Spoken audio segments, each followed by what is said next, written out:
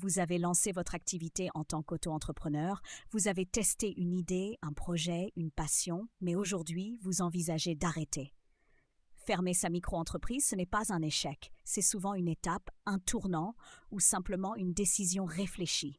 Dans cet épisode, on vous explique concrètement comment mettre fin à votre activité, simplement, sans stress et surtout dans les règles. Étape 1. Déclarer la cessation d'activité. Depuis 2023, tout se passe en ligne, sur le site officiel du guichet unique des formalités d'entreprise, INPI. Pour accéder à votre espace, vous pouvez vous connecter via France Connect Plus, qu'on recommande pour signer en ligne, ou créer un compte INPI. Une fois connecté, c'est très simple. Vous cliquez sur Créer, modifier ou cesser une entreprise, vous entrez votre numéro sirène à 9 chiffres et vous sélectionnez Cesser l'entreprise. Petite précision importante. Si vous souhaitez uniquement fermer un établissement secondaire, mais garder l'activité principale, il faudra déclarer une modification et non une fermeture complète. Et ensuite, que se passe-t-il?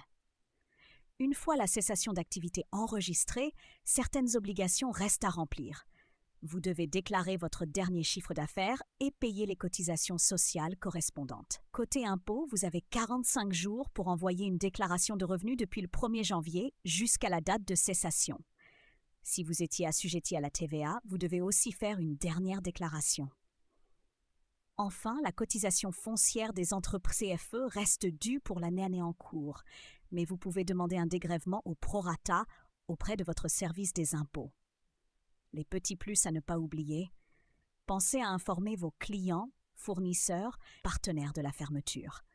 Résiliez vos contrats pro, assurance, téléphone, etc.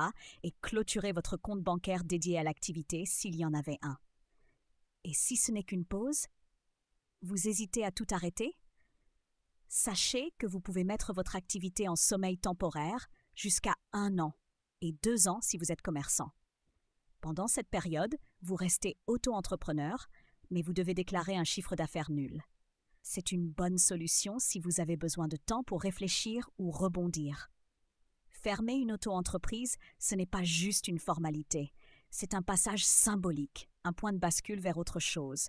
Que ce soit un nouveau projet, une reconversion ou simplement une pause bien méritée, prenez le temps de faire les choses proprement, sans vous précipiter.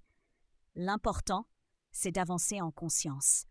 Et comme toujours, informez-vous, entourez-vous et restez curieux. À très vite dans Espace Auto-Entrepreneur.